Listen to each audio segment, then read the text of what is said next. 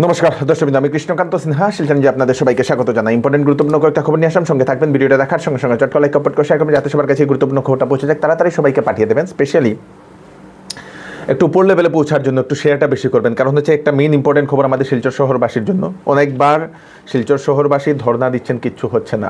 আজকে আবার শিলচরের মেহেরপুরের গ্রিন পার্কের সামনে স্থানীয় জনতারা ওনারা সড়ক অবরোধ করেন এবং স্থানীয় জনতারা জানিয়েছেন রাস্তার যে মাঝখানে যে গর্তগুলো, সেই গর্তগুলোতে মাছ ধরা হয়েছে এবং স্থানীয় জনতারা জানিয়েছেন যে মাছও ওনারা পেয়েছেন নাকি, এরকম জানিয়েছেন দর্শকবৃন্দ।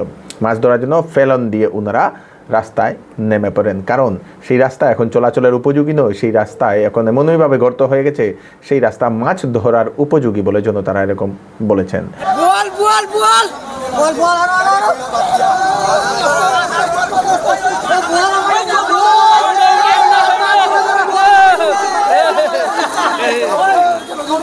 বারবার অবরোধ করা হচ্ছে, তারপরে আবার প্রতিশ্রুতি দেওয়া হয়, বানিয়ে দেওয়া হবে বলে, কিন্তু আর প্রতিশ্রুতি পুরা করা হয় না বলে স্থানীয় জনতারা এরকম অভিযোগ করেছেন দর্শকবৃন্দ। তো শিলচরের সড়ক যে ব্যবস্থা, সেই সড়ক ব্যবস্থা এতই খারাপ, মানুষ প্রত্যেক দিনেই ওনারা অনেক অসুবিধার সম্মুখীন হচ্ছেন। জনতা কি বলছে সেটা আপনারা একবার দেখে নিন। তাই তাড়াতাড়ি একটু সবাইকে পাঠিয়ে দেবেন যাতে উপর লেভেলে পৌঁছে যাক।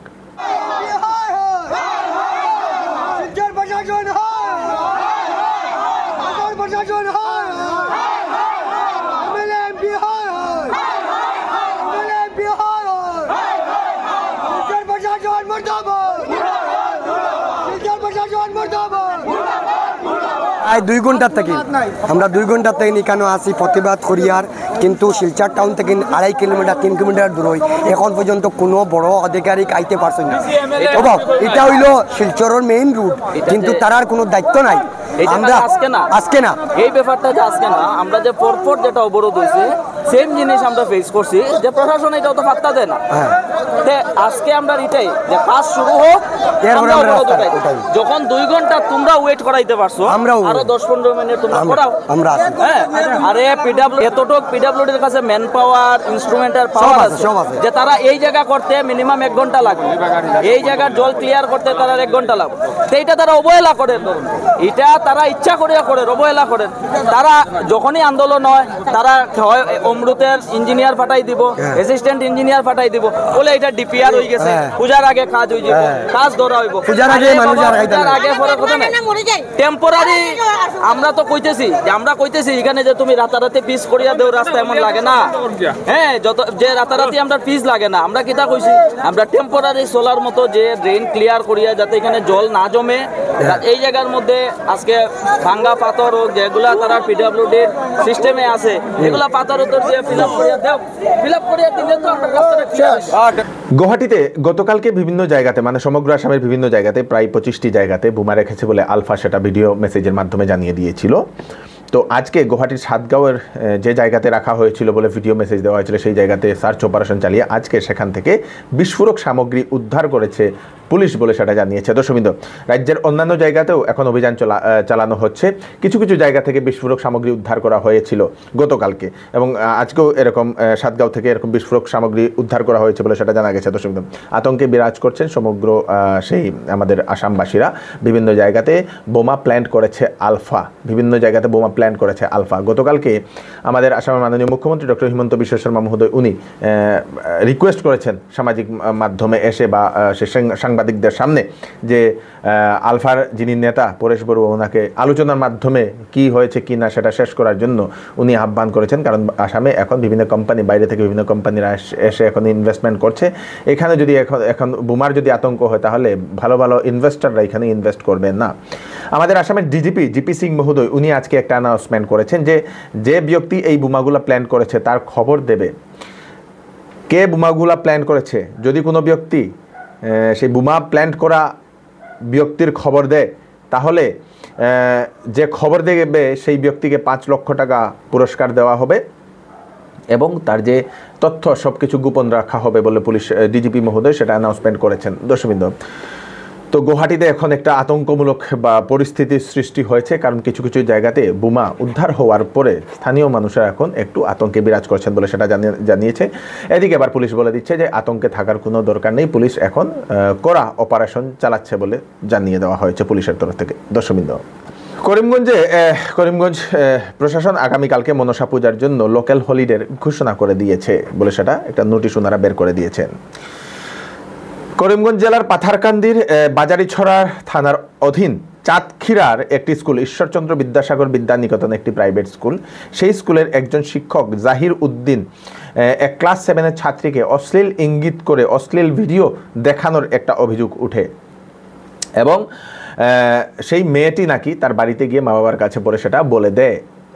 গ্রামের লোকেরা এক হয়ে এসে জনতা এসে সেই স্কুলকে ভাঙচুর করে দেয়, সড়ক অবরোধ করেন স্থানীয় জনতা এবং সেই ব্যক্তি যে শিক্ষক এরকম করেছে সেই শিক্ষকের উপর স্ট্রিক্ট অ্যাকশন নেওয়ার জন্য প্রশাসনকে ওনারা নিবেদন করেন। ये बगल में आपका ईश्वरचंद्र विद्यासागर हाई स्कूल खुला हुआ है, ये प्राइवेट स्कूल है। इसमें एक चाय बगान की एक लड़की जो है, मात्र उसका उम्र अभी 12 साल चल रहा है, उसके साथ एक जहीर उद्दीन नाम का टीचर ने जो है उसके साथ जो है सेक्सुअल ऑफर दिया, उसके साथ छेड़खानी किया। इसके बाद जो है पैसा उसको जो है दे करके दबाने का कोशिश किया कि जो है मतलब तुम घर पे मत बोलना। लड़की जाकर के अपने माँ बाप को सारी बातें जो है रो रो करके बोली। और ये घटना जो है सिर्फ ये पहला घटना नहीं, सुनने में आया कि ऐसा 3-4 घटना वो पहले भी कर चुका है। সেল এবার চৌধুরী টেক্সটাইল আপনাদের দিচ্ছে কাপড়ে আপ টু 60% ডিসকাউন্ট। বিবাহের কাপড়ের উপর থাকছে বিশেষ অফার, সঙ্গে আছে আকর্ষণীয় গিফট। বাচ্চাদের কাপড়েও থাকছে আকর্ষণীয় অফার আপনাদের জন্য। তাই এইবার কাপড় কেনাকাটার জন্য চলে আসুন চৌধুরী টেক্সটাইল, ফাটক বাজার, গলি নম্বর 2, শিলচর। ওয়েডিং সিজন উপলক্ষে শ্যামসুন্দর জুয়েলার্স আপনাদের জন্য নিয়ে এলো নিত্য নতুন ডিজাইনের হলমার্কযুক্ত গহনার বিশাল সম্ভার, সঙ্গে পাচ্ছেন গহনার মজুরিতে 50% পর্যন্ত ছাড়। এছাড়া এখানে আছে পুরাতন সোনার বদলে নতুন গহনা নেওয়ার বিশেষ সুযোগ। তাই দেরি না করে তাড়াতাড়ি চলে আসুন শ্যামসুন্দর জুয়েলার্সে। Shyamsundar jewellers, central road, Silchar. শুক্রবার সকাল সকাল একটা ভয়ানক ঘটনা ঘটে দর্শকবৃন্দ। শুক্রবার সকালবেলা ভোর 5টা নাগাদ শালচাপড়ার যে কাঁঠাকাল, সেই কাঁঠাকাল বাজারে 60টি দোকান সম্পূর্ণ পুরো ছাই হয়ে গেছে দর্শকবৃন্দ। কয়েক লক্ষ টাকার ক্ষতি হয়েছে, 60 জন মানুষের দোকান সম্পূর্ণ পুরো ছাই হয়ে গেছে দর্শকবৃন্দ। একটি মোবাইল মেরামতের দোকান থেকে আগুনটি লেগেছিল বলে এরকম জানা গেছে দর্শকবৃন্দ। ভোর 5 ঘটিকায় সেই আগুনটি লাগে। তারপরে লাগার সঙ্গে সঙ্গে অগ্নি নির্বাপক ফায়ার ব্রিগেডকে খবর দেওয়া হয়, কিন্তু ফায়ার ব্রিগেড পৌঁছতে আগুনের এত প্রভাব ছিল, সম্পূর্ণ 60টি দোকানে একের পর এক এরকম করে 60টি দোকানে আগুন লেগে যায় দর্শকবৃন্দ। কার দোকানে আগুন লেগেছে সেটা আমি আপনাদেরকে বলে দিই। নন্দ দাস গ্রোসারির দোকান, আকবর আলী মোবাইল রিপেয়ারিং, সঞ্জয় চন্দ্র জুয়েলারির দোকান, অজিত রয় পান শপ, পানের দোকান, মিঠু দে জুতার দোকান, জয়নাল সবজির দোকান, তারপরে সুভাষ দাস মাছের আড়ত বলে সেটা জানা যায়। পরে সেই ফায়ার ব্রিগেড এসে আগুনটা কন্ট্রোল করতে সক্ষম হয়েছে। স্থানীয় জনতারা সেই যে 60 জন দোকানদারের যে ক্ষতিগ্রস্ত হয়েছে তার জন্য সরকারের এবং জনপ্রতিনিধি বা এমএলএদের কাছে ওনারা আহ্বান করেছেন সেই 5 জন ব্যক্তিকে বা 7 জন ব্যক্তিকে সাহায্য করার জন্য দর্শকবৃন্দ।